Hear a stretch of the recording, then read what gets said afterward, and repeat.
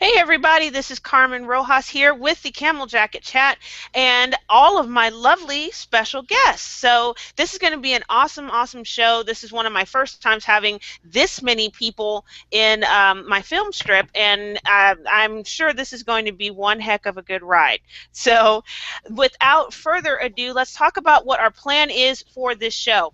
I wanted to bring on some of my favorite HOA hosts and talk about why we love being HOA hosts, all the fun things, and then we're also going to talk a little bit about those things that they didn't tell us when we signed up for this or when we volunteered ourselves for this.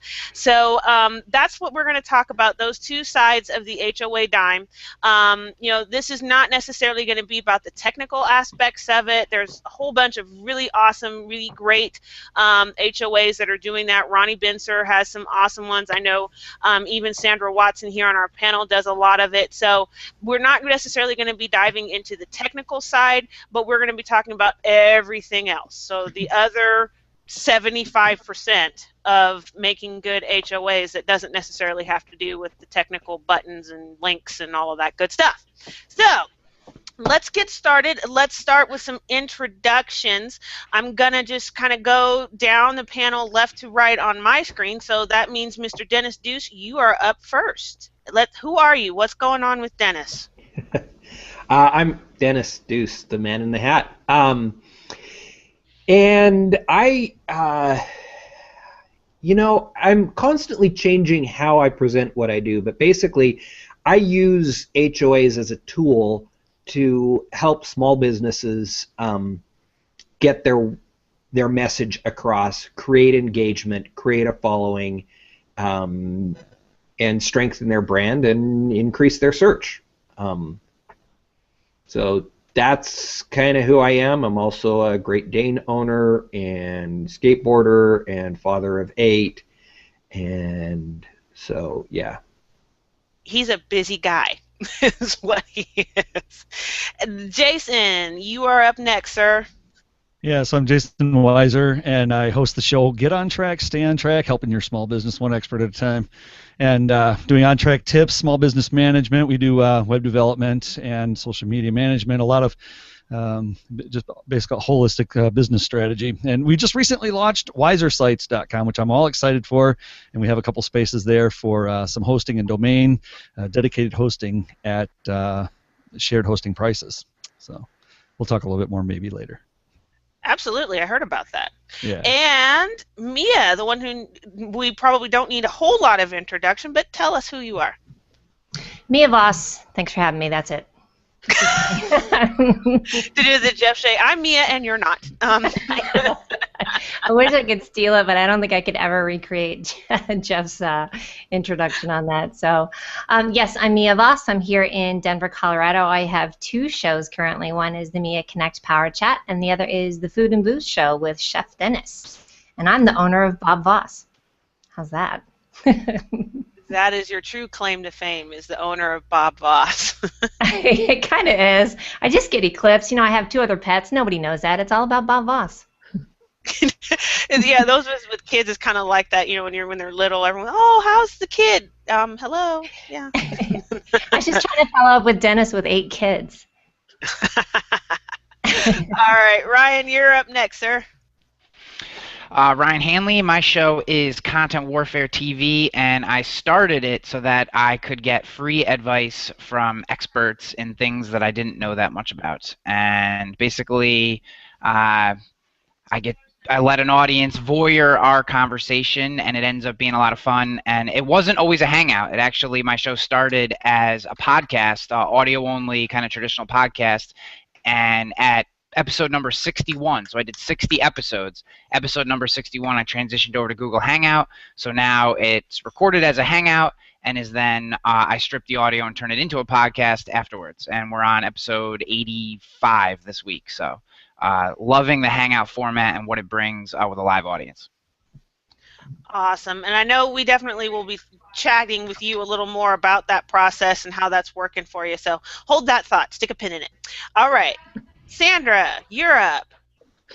I'm Sandra Watson, and I teach the ABCs of Google Plus, and my show is called Rock on the Blocks with the ABCs of Google Plus, where we talk about once you know the tools, what do you do with them beyond that for your business? That's fun because everybody has a different way of doing something with it, and there's always something lively going on. So that's what I do. And by the way, Mia, I never knew who Bob Voss was for the longest time. Did you think it was my husband like everybody else, and he just had I wasn't sure. I was afraid to say anything because everybody acted like they knew. I know. I love it. Buddy. All right. Well, let's hop into just a few questions. We are getting comments coming in from the room talking about what a lovely panel we have, and I could not agree more. So let's start with a couple of questions. And Ryan was talking about why he started his HOA. And I know that Ryan and Jason and I kind of come from a similar approach in that we're talking about marketing or business or entrepreneurial topics. So let's start with people who maybe are not already in the same mindset as myself. Dennis, what made you decide to come to this platform and start hosting HOAs? It's my background in the world of SEO. I worked for a couple of different SEO companies before I started my own venture, and I realized that there's a disparity between owners who write their own blog content is usually highly engageable, but most business owners aren't going to do that, so they hire an SEO company. Now everything's written correctly, all the English is proper, but the content is no longer engageable because the passion's gone. And so my thought was we can grab that passion by getting the owners to do what they do and do well, talk about things that are interesting about their business. They're doing it all day anyway. So once a week, once a month, whatever they can afford, we put them on camera. We create some engageable content, transcribe that, put it into this blog posts, cut it up into segments. There's various things that you can do. Literally in an hour, you could create a whole month's worth of blog content with an hour's worth of time with an owner. So that was my philosophy, and then from there, I started, creating some HOAs simply to showcase what could be done. Things like the show that I do with Christine DeGraff Bandwidth. That's just is basically a twice-a-month rock concert broadcast on an HOA. All sorts of things. The one that Mia's asked me to be a part of, where we're going to test drive electric cars live. Super fun. So, it just kind of evolved from there. But yeah, the concept was simply just capture that content and capture the passion so that you can get engagement. That's an awesome reason to do an HOA. I love it. And so since we already talked about Miss Christine DeGraff, I know Mia has a good relationship with her. Why don't you tell us a little bit, Mia, about your motivation to do HOAs and how we got to being the crown princess of Google+. I liked Ryan's though. I love how he just outed himself. Like, I just did this so I could, get the advice. That I'm like, man, I wish I would have said that, because you realize it too. You start getting in really great company with people. As Jason and I have kind of been at this as double tracking friends on this. Jason, like 6 or 7 months it seems like. You have a funny story that I'll let him tell because it always cracks me up of when he was commenting in on my show. You want to tell it real quick, Jason? I know it's kind of an awkward segue, but it's one of my favorites. Oh, Is that the one you were talking about in the room? No. No. This was early on when I was new to Hangouts. I didn't even know what they were, but Mia was already on there. And I was driving home from church one day, and I was like, I don't want to miss the Mia Power Chat, and so I made my wife pull over in Burger King parking lot so that we could hijack the Wi-Fi so that I could just get a comment on her stream. I'm such a goofy.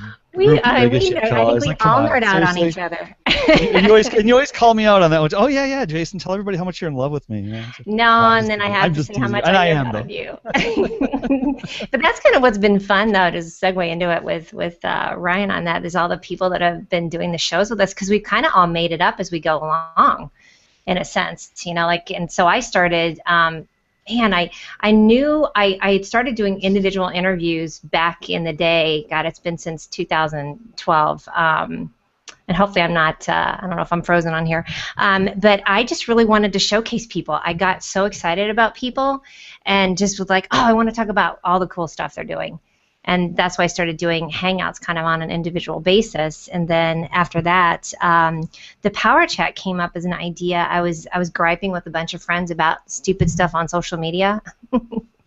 And I was like, you know what, we should just have a show where it's us just kind of getting together and saying what works or doesn't work, and that's how the social media Power Chat came up. And then I segued into it being the Mia Connect Power Chat, because I knew that social media was so saturated in that sense, and that's what I love about Google Hangouts. Guess what?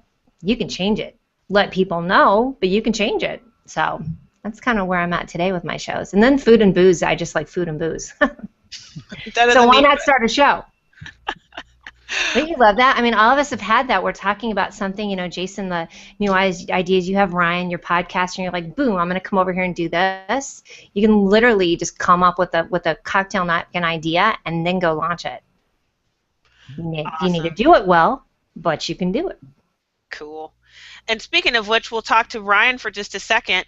The you talked about coming over from the podcast to Google Plus, and I mean, there's a whole bunch of questions I could ask about that. But what I want to know, first of all, why did you make that jump? You were having success with the podcast. Why not just stay in that vein? Why come over to Google Plus? Ryan? Can't hear you. Sorry, it skipped on me for a second. So why did I make the switch? The switch was really, I was seeing like Jason and Mia crushing it with these Google Hangouts, and I started to get really jealous and say, I think I'm missing out on something. So that's part of it. But really what I liked about it was the idea of being able to make the conversation live. I feel like people get a lot more out of a live conversation. When you ask questions of someone, it's really easy to package answers and to feel comfortable when you know that something's recorded and can be edited. But when there's this live function, people's answers change, and where they go with stories change, and how they adapt to a follow-up question that maybe they weren't necessarily expecting. You can really drill out some really interesting pieces of information, find out new things about people, and I've always said I have one rule on Content Warfare TV, and that is that if you hit on a tangent that has value, you cannot stop going down that tangent, even if it has nothing to do with the show. You know, you have to go all the way, because I want that piece of value. That what I enjoy about doing Hangouts is what the audience doesn't expect, right? Like, they expect to get what the title is and what the subtitle is and maybe the few bullets that I put, like, here's the major points we're going to hit. They expect to get that. But why they stay, why they keep coming back, is all the little pieces of information that they didn't expect to get, the little jokes, the little inside looks into someone's life that maybe they don't write about on their blog or share in their podcast. So I found it to be an incredible way to drill down into a guest. And I'm like, I love people, I love talking to people, and I've fallen in love with the format. Plus, when you add a live audience and the ability for them to ask questions and make comments, it's literally sometimes like dropping a stick of dynamite in conversation, because you just, all kinds of crazy things happen. So it has, you know, technically speaking, it has increased my podcast listens by about 160% since I started, since I changed the format. 160%? Yeah. No way. So when the format changed, people just really latched onto it, and I've seen 160% increase in listens since I started going with the Google Hangouts that I then stripped the audio and turned into a podcast. Amazing. We're all like, wow. Well, even with, because I know early on, Ryan, you were all concerned because the X factor of Hangouts on Air, they screw up. I mean, if you've got a podcast, I don't know how you were doing it, probably Skype or whatever. They're one-on-one. Yeah. You could stop it, you could record it, you could edit it. But these Hangouts on Air, I mean, I've got many audios that are just, the audio is crap. Chris Brogan. I mean, the whole front half of that thing is just like, it's garbled and garbage. The Hangout was all out of alignment. That's awesome. It's kind of, I just consider it the kind of the cost of doing business, right? Like, I did 60 interviews. I guess I did a couple episodes by myself. It was 52 interviews taped, and now I've done almost. I'm coming up on 20, or actually no, 25 that have been live, and the quality of the live interviews is exponentially better than the taped interviews. And so perfect example is Sue B. Zimmerman, the Instagram gal. Everyone knows her, everyone loves her. She's an absolutely fantastic guest. She came on and her feed dropped. So she was just gone. We're 20 minutes into our conversation and she goes blank. It's just me. So I basically just said to the audience, like, I know she's going to try to come back and I'm just going to talk. So I just talked for 5 minutes and then boop, she popped back in and we went back off.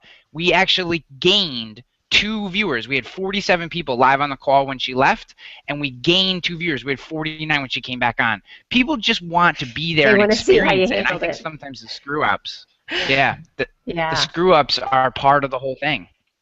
Yeah, I think everybody loves a train wreck. Well, and if not a train wreck, bloopers. I mean, people love bloopers. People love to have that, and I think it's great. It shows that, hey, we're all real people, and we can, you can do this too, is what it says to the viewer, Mm-hmm. You can make a mistake. You can do this too. Don't be afraid. Get on air, point a camera at yourself, and start talking. And sure, you got to do it good, right? But yeah. But it's okay. Yes, it's okay. Yeah, I want to ask Sandra a question real quick. I know that we said we weren't going to get into the technical aspects, so I don't want to dwell there. But as somebody who does a lot of work helping people learn to set up their HOAs, what do you think are some of the most common stumbling blocks that people seem to have with getting their HOA going? Well, first off, they're afraid of cameras.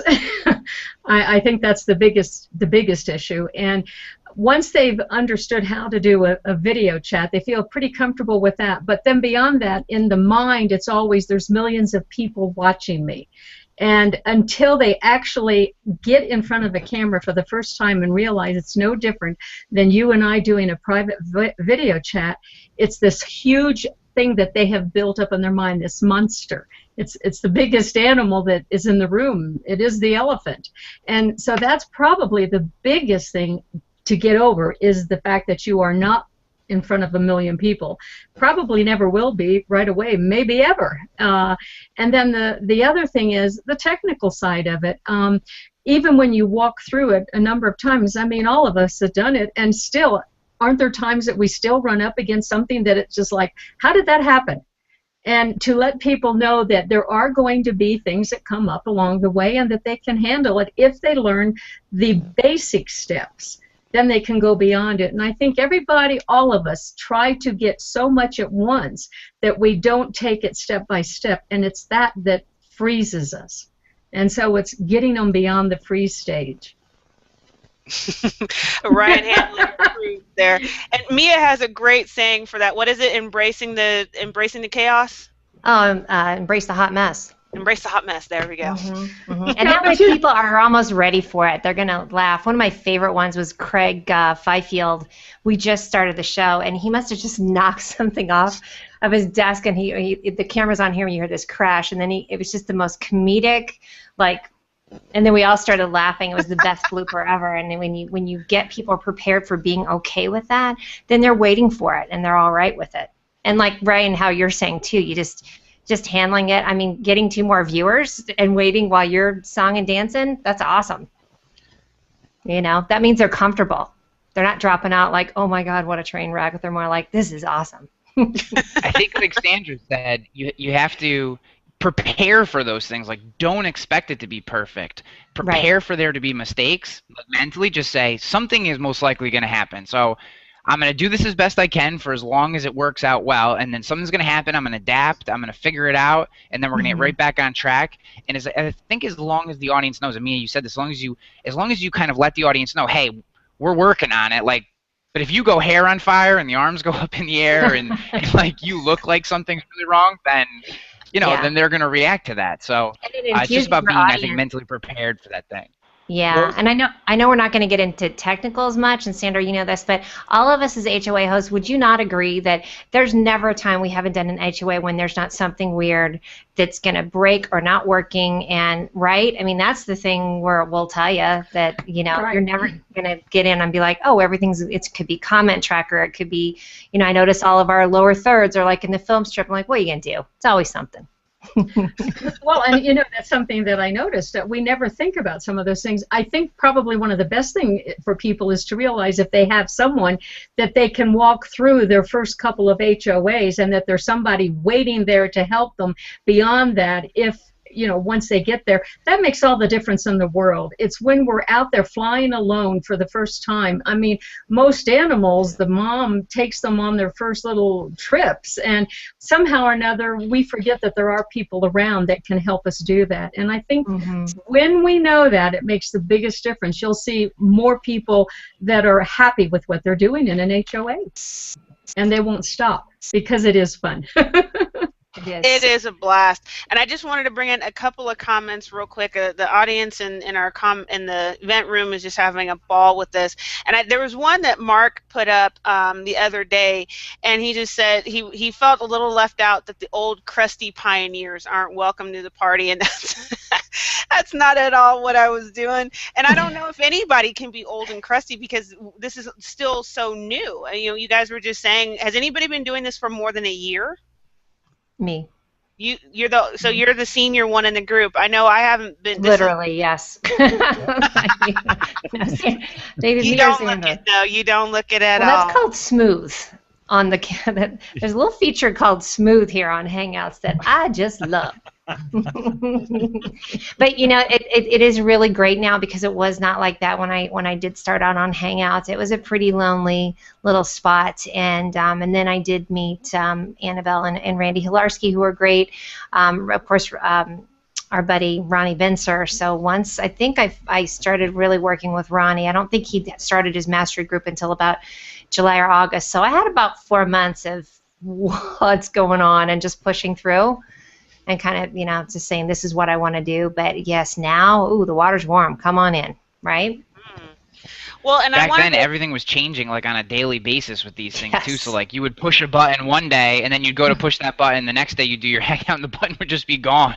It's totally gone. Exactly. I was interviewing Stepan Ovnanian, and during the show, that was that one day that they decided to thread the comments. And like we're live as this threaded comment thing is happening. I don't know if you guys all remember that, but anyway, let's talk about like absolute misery.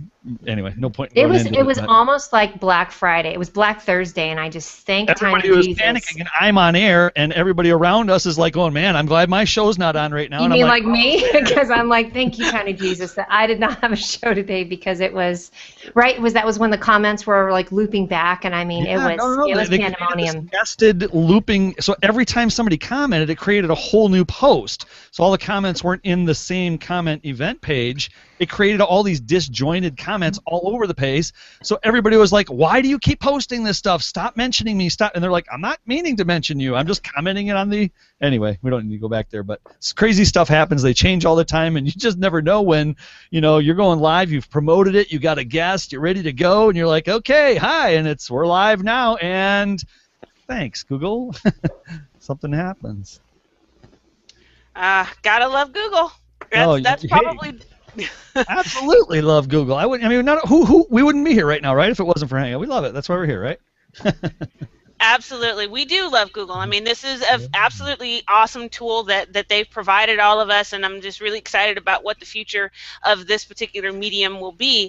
And speaking to that, I wanted to talk to Dennis a little bit, because I know he and Ronnie Benser have both been kind of experimenting a bit with the mobile hangout idea. So for those of you who are out there considering, you know, how to use an HOA and how to really embrace it, I wanted to talk to Dennis and get some of his insight as to how that aspect is coming about. So Dennis, talk to us a little bit about mobile hangouts and how is, I know you did something with some high heels, and how did that go? That's random. Yeah.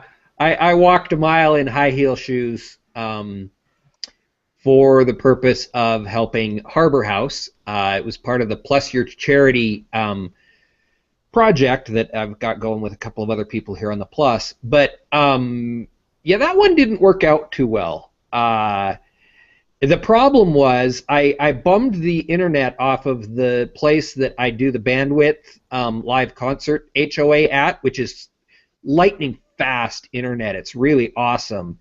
The problem was they had the state championship karaoke competition there that night, and everybody was there for that, so the internet was like not giving us a connection, and I kept cutting out. It was bad.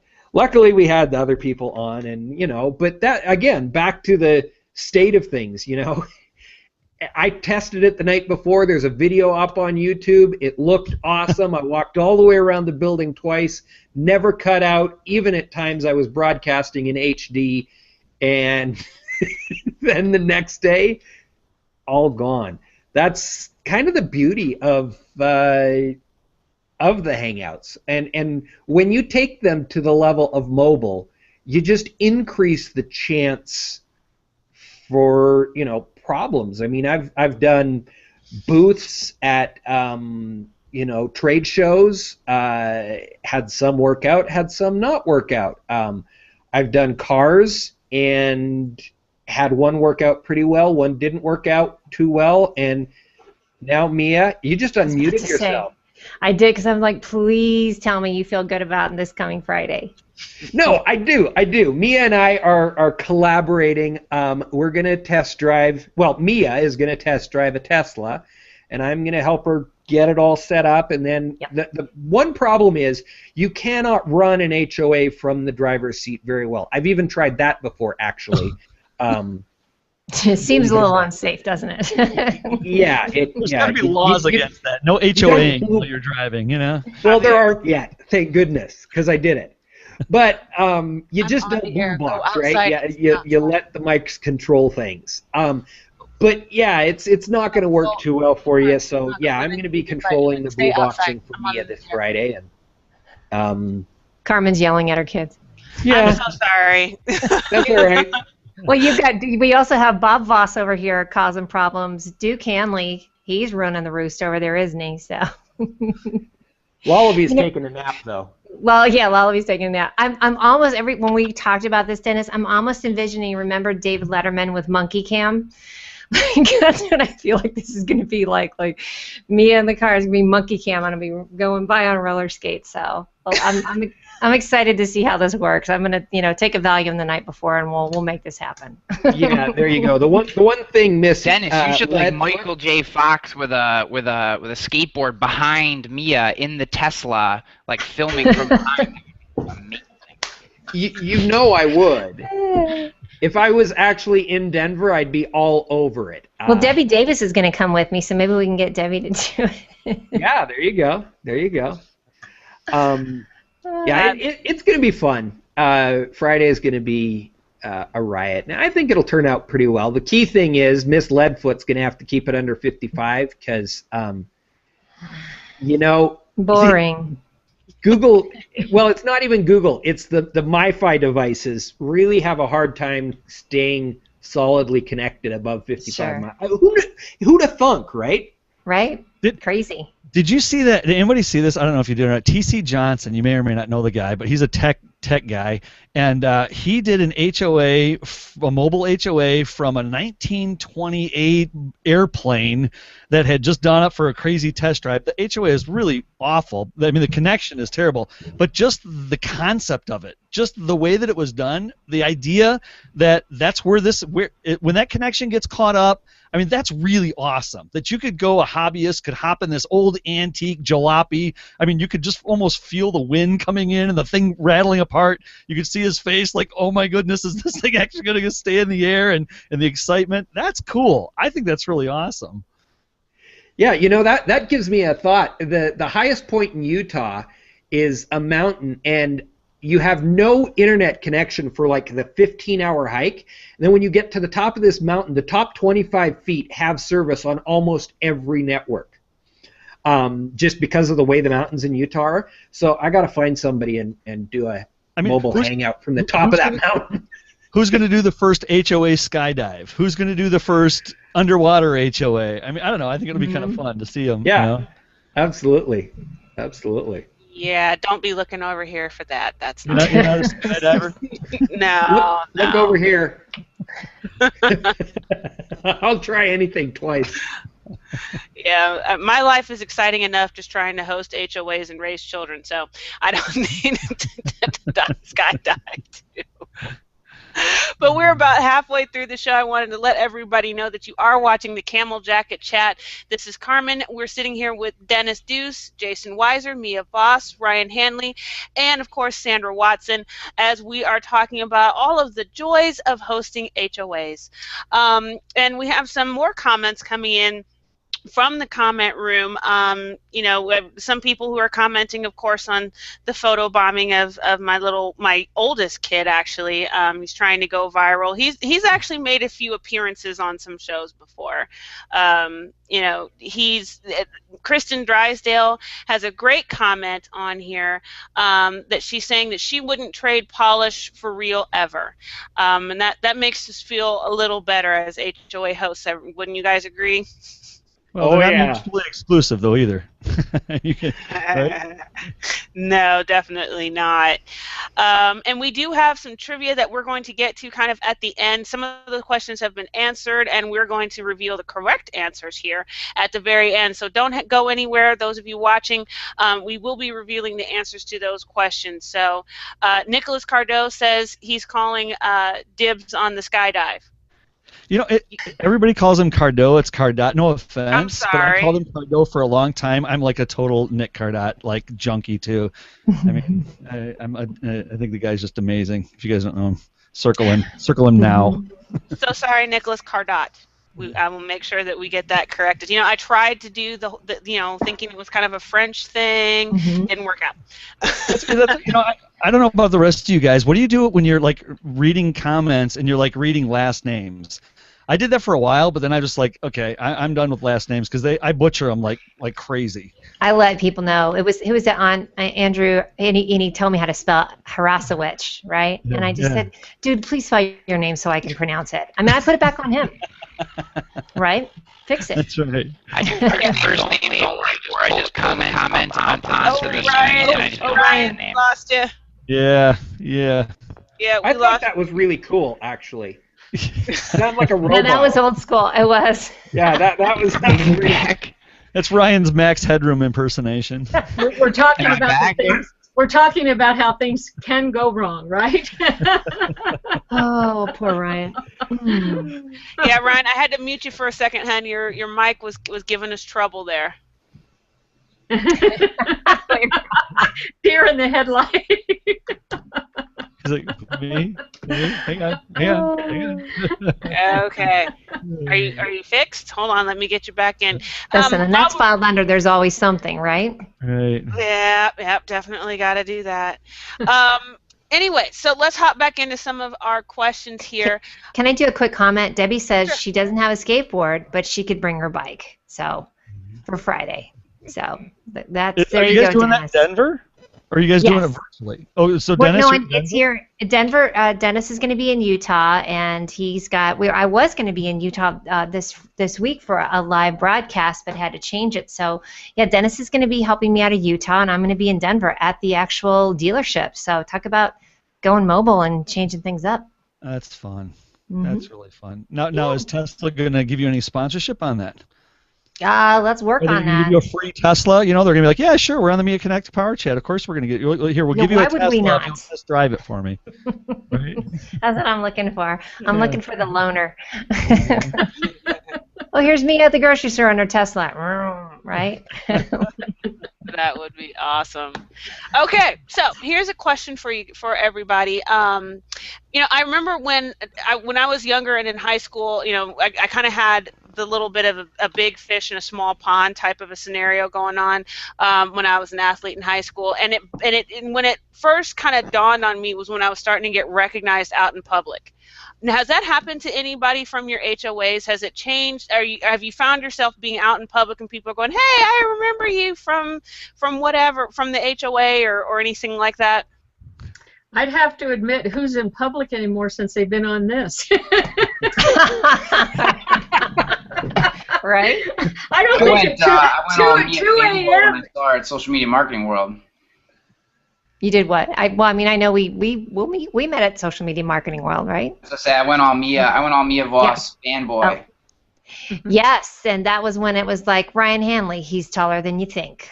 And he really is. We're all like, wow, look at Ryan Hanley. We did that, though. My profile picture yet. I love that one. But we kind of did the opposite, though, Ryan. We were seeing all these people, and I got to interview some of them that, you know, were like, oh, there they are. It's kind of cool, you know? It's a little bit of that, ooh, there they are. So you guys haven't, and nobody's really had people that you didn't, you know, kind of just come up to you. They didn't get the starstruck thing. I did actually. You know what? I did one at that party we had at Sue Zimmerman's thing, and I was like, I got one person that did that. Christine and I were both like, who's he talking to? He's like, and he had known us from the Christine and Mia show. So that's cool. I can say though that because of Hangouts, we've had a couple hurls down when I was living down in Florida. We had meet up, got to meet Chef and a couple others. But anyway, it's so fun. Well, the great part was, I mean, it was Carolyn Capernaum and Greg Trujillo. Trujillo, yeah, I can never pronounce his last name. But anyway, they're across the parking lot, and I see him, and I'm like, oh, hi, like I'd known him forever. I walk right up to him, give him a big hug, and I'm like, hold it now. We've never really established that kind of like a rapport yet. Like, do I really have permission to give him a hug yet? You know, and I was like, okay, let's just go with this. Yeah, I had a hurl a few weeks ago, well, it was a month ago, with Eric Anga and Mark Traphagen and who else? Stephen, see, and that's another name I can't do. Hovnanian? Uh-huh. Okay, there we go. Yeah. Stefan. We know who we're talking about. Stefan, yeah. Oh, yeah, don't say it, yeah. Stefan. Maybe as a Google alert when people mispronounce his name. It's going off like crazy every time I talk about him because I love what he does, and I really love his book and all of the things that are going on over there, but I can never pronounce his name. I'm, you know, just shh for SH. Just shh. What it's gonna be, because that's as far as I can get. That's a good one. I like that. But yeah, so hurls are fun. You know, I think, I'm not sure if he's broadcasting the next one. We have one tomorrow actually out at Eric Anga's place, and so with Martin Shervington and some others are going to be on. So that should be a fun hurl as well. Another question, and let's bring in Ryan. What advice would you give to someone who's considering starting an HOA? Is my audio working now? You're working great. Okay, good. I had to change locations. I'm now sans headset, standing with my computer on a dresser because the Duke is going bonkers in the other room, and I couldn't do it sans headset. So talk about having to adapt to shows. You can see. So starting a Hangout. You know, for me, a lot of it was, you know, I talked about it a little before.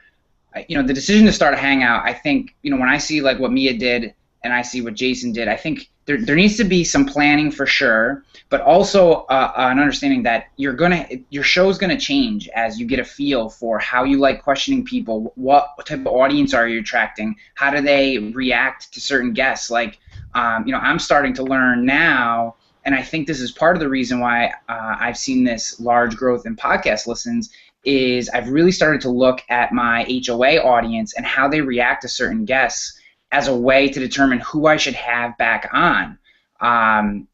You know, I had a guy on, and I'm not going to name names. He's incredibly intelligent, delivered a ton of value. I got like 5 comments because he just wasn't dynamic, right? Like, incredibly intelligent, super nice guy, gave me a ton of time. So, you know, nothing against him. But this format, you're really looking for, not necessarily, you know, and this is something I'm huge on, I would not necessarily chase the biggest names in your industry. I would go after people who are very dynamic, willing to talk, who don't mind the camera, because when you bring on someone that you think is going to be great, and they get in front of that camera and they're uncomfortable because they're used to Skype calls or whatever, it can throw a bucket of water on your Hangout. And you know, just little things like that. Like, really listen to your audience, and they'll show you where your show should go. That's a good point. And I wanted to talk a little bit about some of the numbers. You know, there's a lot of times, you know, when we're talking about content and social media, we tell people don't chase numbers. You know, it's not about the number of followers you have. It's not about the number of people who, you know, do whatever thing. But there is a little bit of some numbers that are involved. You know, so for example, is there a number of people, say, that maybe, you know, I guess what I mean is, if you have 10 people on your Google circle, are you going to have a really hard time with that, or is it really something that you need to kind of build up a base of some numbers, hundreds perhaps, before, you know, doing an HOA really makes good sense? And I'll let anybody take that, or Jason or Dennis, anybody that wants to take that. Well, every one of us started with, you know, very few numbers. Crickets. I mean, we may have, crickets. We may have had, you know, a couple people, but you know, you just start out with that first show and grow from there, and just continue to build your audience. And make sure that you have an audience building strategy. Now, whatever that is, Yes. and I know we all have a different strategy on how we use our circles, how we connect with our audience, how we follow up in comments. And you know, I saw a great question by Laura in the comment stream. I lost it, but somebody else can bring it up. But she was asking about L. Williams. She was asking about how much preparation before and after the show. And I would say that is one of the biggest pieces, is connecting with your audience, not just immediately after the show, but in the days following your show. I have a circle that's called, you know, that's my people that have been to my Hangout on Air, and I make sure that I go to their stream on a regular basis. I share stuff from their stream, because then, you know, it's like acknowledging them. You know, of course, it's easiest to share stuff from the influencers, from the biggest names. You know, they have great stuff. I think you guys know what I'm saying, but it's really important that the people that are coming to your show and watching you and hanging out with you, they're why you're getting audience, right? We want to acknowledge them. We want to make friends. We want to get to know. Mm-hmm. I basically say, if I can get one more person to my show than Mia, then that's a success. Yeah. I'm not kidding you though, Ryan. When I first started, I mean, talk about having to persevere. It was literally just crickets chirping. I'm like, I just was like, I'm going to keep doing it. I like this. I don't care. YouTube.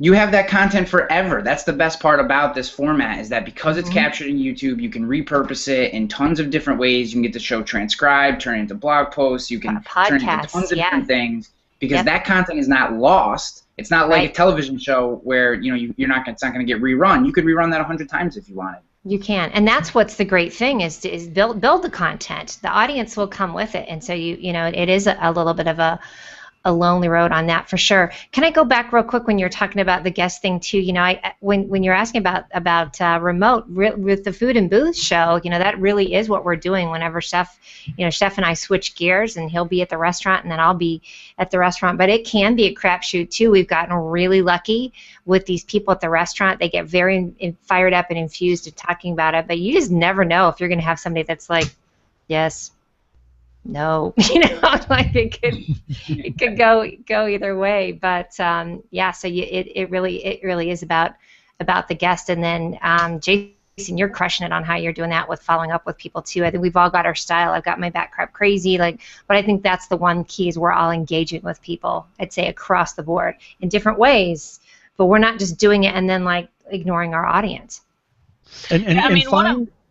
I was going to say one more thing, and find like different audiences, and that's what I love what you're doing, Mia, is because you have so many different kinds of shows, so you're able to reach the different audiences. And anybody that's followed Derek Halpern, you know that he talks a lot about how he markets to totally different groups, and then he'll switch. You know, he was marketing to hairstylists and salons for a while, and then the next thing you know, he's marketing to insurance people, and the next thing is, you know, don't stay within one tight focus, because you're only going to have this group. Try to reach out and find those other groups, market into those networks, and then your audience is going to grow. It will. It's a risk though. It was scary because you're like, oh, you know, what if this isn't going to resonate? But what if it doesn't? So what? And then you switch again. Right, you switch again. I mean, really, right? Carmen, can I ask a question of the panel here? Please do. So I would, and anyone can take this who has an opinion on this, but I would love to know how you handle tough guests. So I have, kind of my own personal opinions on it, but like, so you bring someone on, you're really excited to talk to them, you've done your homework, you've got your notes, you're feeling good about what's going to happen here. That person gets on it for whatever reason, they're giving you 3-word answers, and you're 5 minutes into the interview and you've already exhausted your notes page. Like, how do you know what I mean? Like, all of a sudden you're like scared that you're not going to get 10 minutes of show here. Like, how do you, do you have any tools, advice? I think that's a really important thing for people, because not everyone is an expert interviewer, and some of these tips I think could really help people who are starting out. I'm not the senior person on the group, but I was going to say there was to bring in somebody who's not an HOA person. I'm a big fan of the Tom Joyner morning show, and he did an interview with, I can't remember the guy's name, but he's a star on the show Scandal on ABC, and I love that show. So I was watching, and the dude completely flips out. I mean, he drops an N-bomb on Tom Joyner. It was just like, all of a sudden he was not a happy camper, and he was going to let everybody on Tom's show know about it. And they just rolled with it. They made jokes out of it. I think that probably more ticked him off than anything. Oh, I got to see this. I love that kind of stuff. I want to see it. Oh, my God. If I can find the link, I'll show it. If you go to his page, he has a If You Missed It, and it might be saved in there. But, because he has comedians, J. Anthony Brown just picked up on that and just ran with it. And he was just like, okay, how about you don't do interviews anymore? And just, it was hysterical the way they turned it into a funny thing, but on the air it could have been absolutely disastrous. It was just, the guy was not a happy camper. Wow. Yeah, they disarmed him essentially.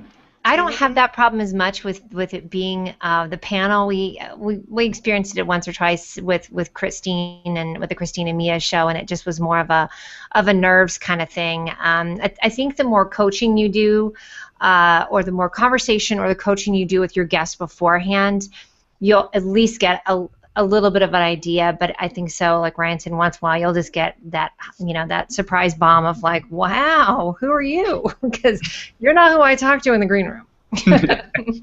I don't know what happened, Sybil, but you're a little different. So I think you just have to. I think you do have to roll with it. What you just described with the other show is just more, now that we at least know that it's not perfect, then I think it's great.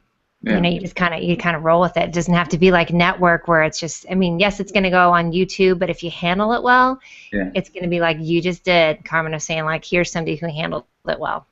I want to address something that Aman just said too. He said that his answer is no notes. All shows I do and are unscripted and just pure conversation. When I say notes, because I 100% agree with no. So I'm not saying scripted questions and answers, but I do think that as the host of a show, if you're really trying to put on the best possible product you can, you should have done some research on who that person is, what they're about, maybe listen to them interview a couple times just to get a feel for how they do their thing. Because I think as if your show is interview based, it's your job to pull nuggets of information out, right? So having an understanding of the things that they could potentially talk about is important. So when I say notes, I'm not talking about here's the 10 questions I'm going to ask and these are the things you're going to answer. It's I have, okay, here's some things about what they've done in the past. Here's the previous jobs. Here's what their hobbies are based on some things I've seen. So if all hell breaks loose, I can refer to their love to the Buffalo Bills, and we can connect on that level or something. Not that anyone except for me likes the Buffalo Bills, but it's just I do think that as a good host, it is imperative that you dive into. And Carmen, you did a fantastic job with this hangout. Just from my perspective, being a guest on your show, you did an amazing job in diving into who we were and pulling nuggets out. And I think that's really important because otherwise you get a point where you're just like, I don't know what to ask anymore. Like, I've run out of things to talk about. So that's when I say notes, that's what I'm talking about, not scripted questions. And I'm going to just finish on that real quick. What's great about that is you can use that as just a little filler in between. And honestly, if you do have a guest who's just kind of not doing well, that's something that can bring them out. That kind of loosens them up. Like, this person knows me. This person knows things about me, and they can that could be something that shakes the tree a little bit and gets them, back feeling a little bit more normal, because you're saying like that. Or you could make fun of them for liking the Bills. Yeah. Or throw a tiara on their head, even though they didn't ask for a tiara. Oh, I have loosened up many a person with that tiara. Let me tell you something. I'm like, here, put this on. Now that they've given us this handy draw on your face tool, that's coming. To do. That's coming. But one of my favorite and kind of examples to use. For those of you who don't know, I went to Kansas State University for my undergrad and graduate degrees, and while I was there, was kind of the first upswing of K-State football in like years and years and years. And Coach Snyder, who is like older than dirt, but is an awesome coach that the school just absolutely loves. It was the first time they won the Big 12 title, and the place just goes absolutely nuts. And all of a sudden, all these cameras come running up to Bill, and he'd been the coach there for years, and he finally persevered, and you'd think he would have all this profound, wonderful things to say. And they put the camera in his face, and the interviewer says, "So, Bill, how do you feel now that you've won your first Big 12 title?" "Well, I think they played pretty good."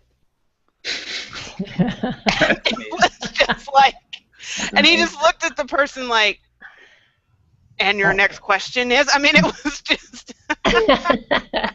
it was just totally hilarious for those of us that know Bill Snyder, and that he really is an introverted person. He's not, he's not known for giving great interviews. But, even in that hyped up moment when you think he would just, go Mac Brown on you, or, some of those other guys, and just, be all over the place, he just totally not talking. It's like Bruce Willis in The Fifth Element. Fine. Amazing movie, by the way. Amazing. Yeah, he just totally Bueller. Yeah. All right, so let's do our trivia thing. We're down to just the last 10 minutes or so I want to make sure that we do this. Our first trivia question that I asked was about Mr. Ryan Hanley, and since Jason answered it, I'll go ahead and let him fill us in and let Ryan give a little bit of background into this particular statement.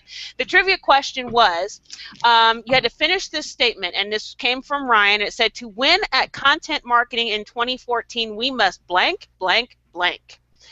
Fill it in, Jason. Scroll through the comments and find the answer, because I forgot it.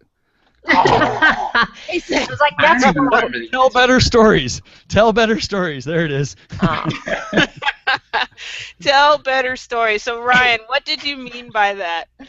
Well, I just, a lot of people don't like the term content marketing, and, I don't necessarily dislike it, but it's not really a great way to describe what we're doing.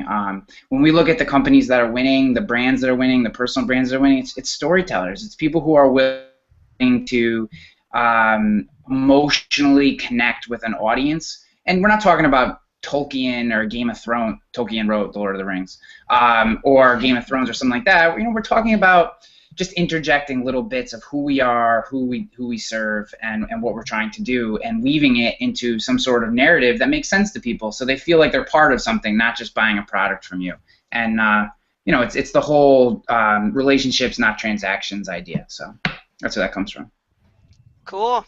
All right. So I guess Jason technically was the winner of that trivia question. So then you are his Do I owe him hangout a buddy. prize or something now? He's your hangout buddy for the day. So. That's good. You have to tweet "I love on-track tips" every day for the next 2 weeks. Right? Oh, gee. winning. Oh boy, that's gonna be a good thing. There's a buffer. I'll have to buffer that. All right, so question number 2 was about Jason Weiser. And the question was, what did Jason major in college? Do any of our, panelists, and I said I was going to change the name of this game to Who Needs to Update Their Profile. So if anybody other than Jason knows, what did Jason Weiser major in college? Well, I know that little factoid that he was an amazing, was it a dancer, jazz dancer? Bella. Hand jazz? No, Yeah, no. not jazz I hands. sucked at jazz. I started because I wanted to do hip hop. I loved the MTV style, and I ended up doing ballet for the next 12 years. Wow. Look at everybody's like, what? Yeah. So the correct answer is dance. Jason Weiser majored in dance in college. So you have to tell that story, how much you love me, for the next 2 weeks. Because I won. Because I tweet won. it out there. I'm lining up Toot Sweet now. Oh, goodness. Was it really dance? I was just a guess, but... No, it was. I studied dance at University of Wisconsin-Milwaukee and Western Michigan University. Crushed it. And then went to Chicago and New York and had a great time. That's awesome. You probably took advantage of that quite a bit, though. That's a wonderful skill for a young man to have. For a young straight man. Yeah. He was not stupid. Let me tell you. That's amazing. And you know my wife doesn't watch HOA, so I don't have to worry. Right? It's always interesting to me how people are in the marketing industry and have really found a home there and didn't major in marketing in college. And I know, Ryan, I think it was math? You were a math major in college? Yeah, I started out as an engineer and realized 2 years in, when I was about to get kicked out of college, that I either had to change my major or stop playing baseball, drinking, and chasing women, and I choose to change my major. So that was much more fun. Apparently your wife also doesn't watch HOAs. She's with the baby in the next room, so I'm completely. Oh, dear.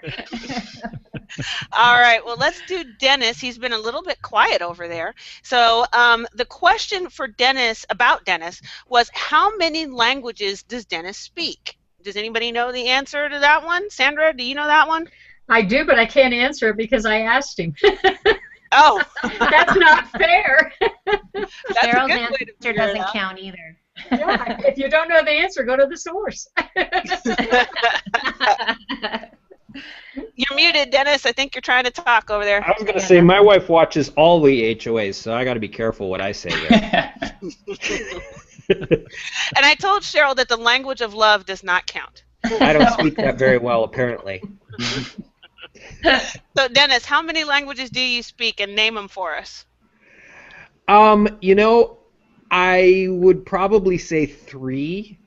I speak English. I speak Spanish very fluently. And I also know I am very fluent at Pig Latin in Spanish. Pig Latin. Latin is Spanish. Spanish Pig Latin. Yo popepe dopo apa blapara sipi.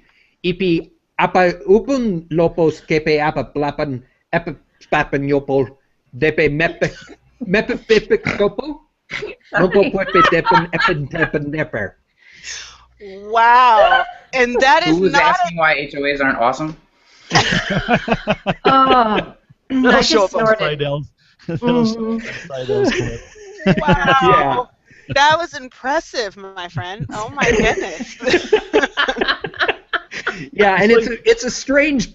It's not called Pig Latin, but only the Argentines use that one. So, like, literally anyone who didn't learn that in Argentina it wouldn't matter. If you were from Mexico, you'd have no clue what I was saying. That didn't make sense. I'm still laughing. It sounded like something from that bar scene in Star Wars, you know, where there's all. It does. He said he doesn't like you. He doesn't like you. You know, Actually, I did say if you're from Mexico, you can't understand me when I speak like this. That's what I said. Oh, goodness. I'm going to have to learn that language because, I mean, my husband is a native Spanish speaker and I speak a little bit, and we've been debating whether or not to kind of teach the kids, but then we're saying if they learn too, then we can't talk behind their backs. That is exactly the reason I actually learned that. I was a Mormon missionary, and I was a leader of the missionaries, and it was always easy to talk behind the backs of the Argentines, but we couldn't talk behind the backs of the Americans. So my companion and I decided that we would learn this because we knew somebody that could speak it really well. And the reason I'm so polished at it is because I used it all the time to talk behind the backs of the Americans that can speak both English and Spanish. Yes, very handy. I can teach you the rules. All right, we're running out of time, so we might go just a few minutes over. So if anybody needs to run, I totally understand. But that was worth, you know, the extra minutes that this might go. All right, so our next question is about Miss Sandra Watson. And it's funny because I talked to you about this and discovered that we might be just a hair bit off. So let me adjust the question a little bit. According to LinkedIn, what area of science is Sandra Watson's favorite? Anybody have a guess? Astronomy. Nope. Geology. Stamp collecting, but I bet that's not a science. I'm just kidding. That's philatelic. Go ahead, Sandra. Fill us in. I know. Well, okay, go on, Dennis. Brain science. Yeah, neuroscience. Is my Neuroscience. passion. Yeah, I love Very neuroscience cool. and quantum physics. Nerd alert. I like it. The answer I was putting in there was physicist because she said that she's into quantum physics, so the 9-letter word was physicist. So quantum physics was an area, and I never would have guessed that. You're so well-rounded. Oh, yeah. Wait, what? Oh, gosh, that's funny. Nobody say anything. How weird. You like that stuff and you can still talk to people. I know. Well, actually, they don't talk back much. When you're into things like that and you start talking about it, honestly, you lose people. That's why, you know, when I listen to me and everything, it's like, gosh, I sure wish I could have that talent. All right, so our last question, question number 5, is all about Miss Mia Voss. And you know what, Mia, I did some digging on you, and you've done a very good job of sharing the same things everywhere. So I really was trying to find that one thing that's on one profile that's not on all the other ones. Couldn't find it. So that makes me happy. So here's the question I came up with. What is the name of the networking group where Mia is a city partner? Debbie Davis got it, actually. It's a women's group or something, right? A women's business collective. Because I like to go from construction to women, and, you know, just, I like to mix it up. to animals, you're all over. That sounds weird, but yes. Mia, before I got married, when I was a contractor, I like to go from construction to women too.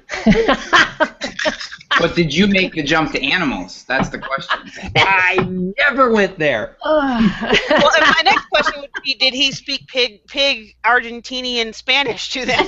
I don't know. Hey, Mom. So what's the answer, Mia? Crave Denver, and Debbie Davis was the winner, actually. So yes, it's a group called Crave. That's a national group, and I started the movement here in Denver when the construction industry went bad. So I had to reinvent and do something new, and then I came over here and got my own little brand. Yay!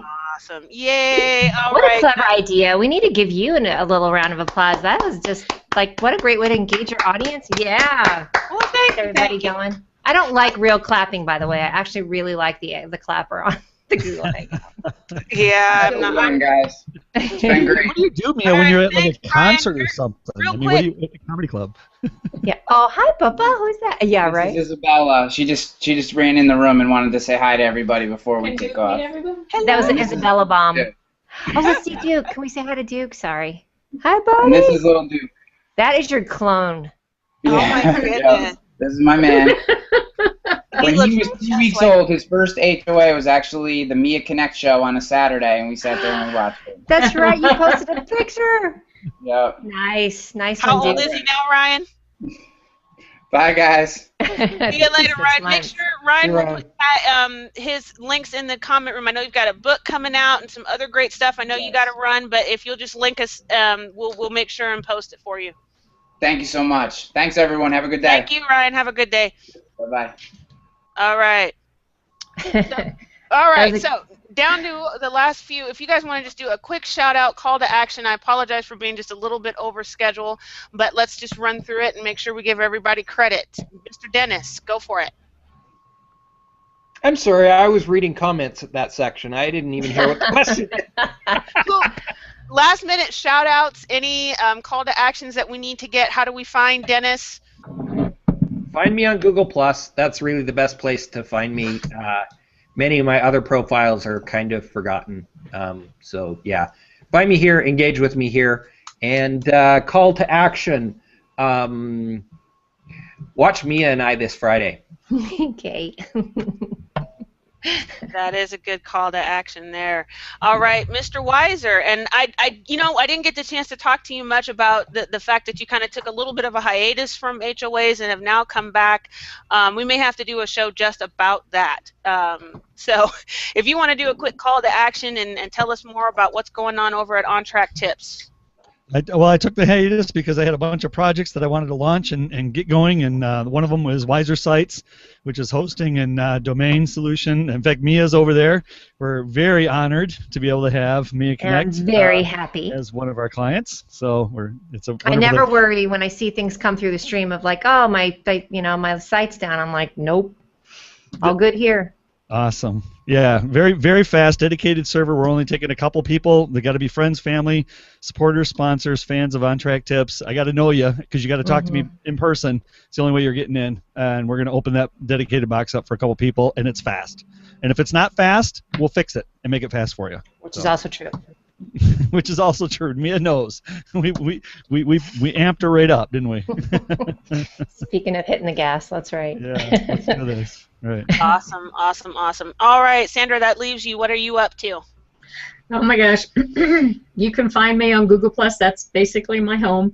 And we have my HOA every other Tuesday.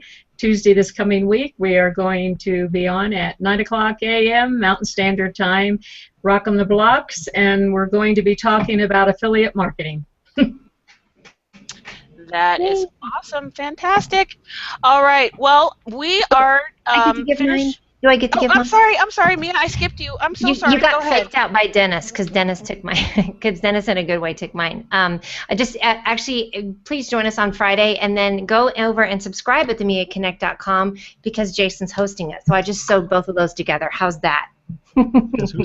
That's why you're. Because Wiser Social. Oh, Wiser Sites is hosting. Okay. Yeah, see how I sewed all my peeps together? Wiser Sites. Wiser Sites. Like a Voss. That's how she sewed that together, everybody. Exactly. Awesome. Thank you for having me on today, though, sweetie. I appreciate it. No problem. Thank you so much to all of you and Ryan for coming on the show. I know as hosts we're all incredibly busy, and I really do appreciate you taking the time to come over and spend a few minutes with us. And I'm not sure if we've frozen here or not, but we're going to keep talking just in case we haven't. I just wanted to let everybody know this is, in fact, the Camel Jacket Chat. We are wrapping up this particular show. Next week, I am looking forward to having, I believe it's Yes, we're having on Jason Frasca and Mike Alton, and we're going to be talking about how do we create time for entrepreneurs. So I know we're running out of time here, but how do we create time? So using tools like Hootsuite and Evernote can actually... Oh. Huh. Hi, Sandra. Hi. It's like when I was interviewing Christina. She said, help us create a project that will be bringing HOAs to a brighter, wider audience. So I don't know what's going on here, but we're going to just roll with it. Amen, sister. Didn't we just talk about that today? Sometimes you got to lead by example. So anyways, we'll see everybody next week. Hope you have a wonderful weekend. Be safe, and we'll see you then. Thanks. Thanks, Carmen. Thanks. Thank you. And it's not letting me sign girlfriend. out. Hold on. It's still live. You know what? Nobody picked their nose. It's not letting We're still live. We're still live right here. I had this happen once. I could not sign out for like 25 minutes. That was the funny story that I was going to tell, and until you can turn it out. Turn it off whenever you want, but that was the funny story I was going to tell. In the